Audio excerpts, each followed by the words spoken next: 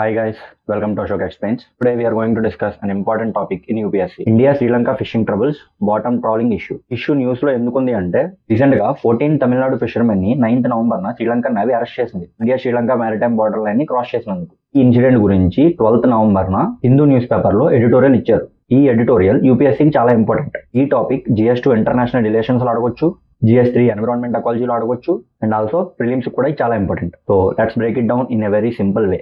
Part 1 background of the issue. What is Palk Bay? ఇండియాకి శ్రీలంకకి మధ్యలో ఉన్న షాలో సీ ఏరియాని పాక్ బే అని అంటారు. కొన్ని వందల సంవత్సరాల నుంచి రెండు కంట్రీస్ ఫిషర్మెన్ కూడా ఇక్కడే ఫిషింగ్ చేస్తూ వచ్చారు ట్రెడిషనల్ గా.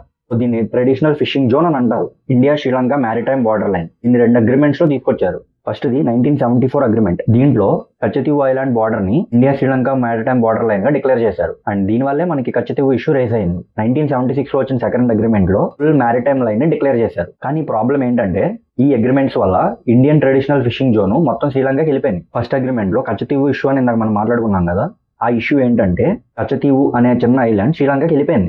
ఇక్కడ ఇండియన్ ఫిషర్మెన్ కి అక్కడ ఫిషింగ్ రైట్స్ లేవు, ఓన్లీ పిలిగ్రిమేజ్ రైట్స్ మాత్రమే ఇచ్చారు. ఈ అగ్రిమెంట్ ఇండియన్ ఫిషర్మెన్ కి చాలా ఫ్రస్ట్రేషన్ తీసుకొచ్చింది. And third the bottom trolling method. దీని హిస్టరీ ఏంటంటే 1990s లో తమిళనాడు ఫిషర్మెన్ బాటమ్ ట్రాలర్స్ ని యూజ్ చేయడం స్టార్ట్ చేశారు. ఈ మెథడ్ ద్వారా ఫాస్ట్ గా ఇన్కమ్ వస్తుంది. బట్ ఈ మెథడ్ కంప్లీట్ గా ఎకో సిస్టమ్ ని డిస్ట్రాయ్ చేస్తుంది. ఎకో సిస్టమ్స్ అంటే like coral beds, shrimp habitats, javelin fish stocks అనమాట.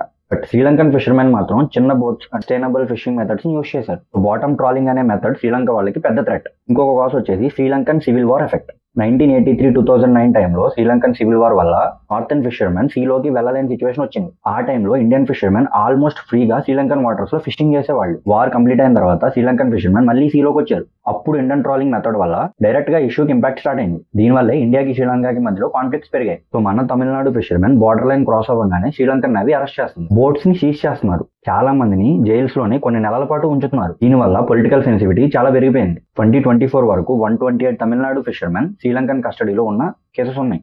ఇది ఈ ఇష్యూ యొక్క history. Part 2 what the editorial says. మనకి ఇచ్చిన హిందూ ఎడిటోరియల్లో ఏం చెప్తుందో చూద్దాం. ఇంతమందిని అరెస్ట్ చేస్తున్నా కూడా why Indian fishermen crosses IMBL line? Cost, distance, time ఇవేమి తమిళనాడు ఫిషర్మెన్ కి కన్సర్న్ కాదు. They want traditional fishing zones. Bottom trawling is a rapid operation method. So they push deeper. And ఇందులో శ్రీలంకన్ పాయింట్ ఆఫ్ వ్యూ ఏంటంటే వాళ్ళకి crossing the border is not the issue, bottom trawling is the main issue.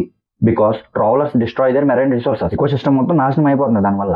Why India Sri Lanka have not solved this issue? Joint working groups meeting జరుగుతున్నాయి కానీ permanent solution లేదు. And also Sri Lankan government కూడా strong stand తీసుకోవట్లేదు. ఈ editorial లో కొన్ని strong solutions ఇచ్చారు. అవేంటంటే first the equitable fishing quarters, second the Palk Bay research station marine resources ని స్టడీ చేయడానికి, and third the liberal assistance scheme by India Indian fishermen ని బాటమ్ ట్రాలింగ్ నుండి డీప్ సీ ఫిషింగ్ కి షిఫ్ట్ చేయడానికి, and final step ban bottom trolling completely. ఇవి మన editorial లో suggest చేసిన సొల్యూషన్స్. పార్ట్ 3 ఈ ఎడిటోరియల్ ని ఈ టాపిక్ ని యూపీఎస్సీకి ఎలా లింక్ చేసుకోవాలి. First the prelims. ప్రిలిమ్స్ లో అయితే జోగ్రఫీలో పాక్ బే లొకేషన్ ని చూసుకోవాలి, IMBL బేసిక్స్ అండ్ అగ్రిమెంట్స్ చూసుకోవాలి, అండ్ మెయిన్స్ లో వచ్చేసి GS2 లో ఇండియన్ శ్రీలంకన్ రిలేషన్స్ లో చదువుకోవాలి. వాటర్ డిస్ప్యూట్స్ లో దీని గురించి రాసుకోవచ్చు. ఫిషర్మెన్ ఇష్యూస్ అని అడిగితే దీని గురించి ఖచ్చితంగా రాయాలి. ఇంటర్ స్టేట్ రిలేషన్స్ అడిగినప్పుడు రోల్ ఆఫ్ తమిళనాడు రాయొచ్చు. అండ్ GS3 లో marine ecology, sustainable fishing, blue economy, technology and livelihood conflicts. వీటిలో మీరు GS3 లో ఈ టాపిక్ ఇంక్లూడ్ చేసుకోవచ్చు. అండ్ ఎస్ఏలో ఎలా అడగొచ్చు అంటే sustainable development versus livelihood conflicts, neighbourhood relations, ఇలా ఎస్ఏలో అడిగే అవకాశం ఉంది.